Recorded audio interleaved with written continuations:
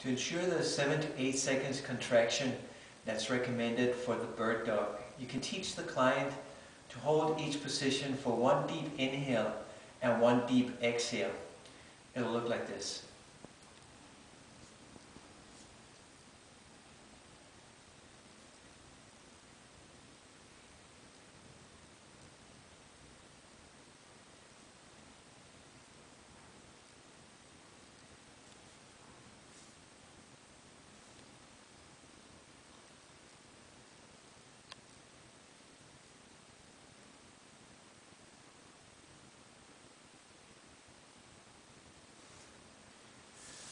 As you watch the client do this, count the breath to make sure that they're not making the inhalation or exhalation too short or too long.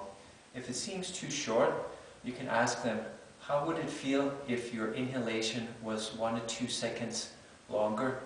If it's too long and they seem to be holding the breath, watch the breath to make sure that they're actually continuously either inhaling or exhaling.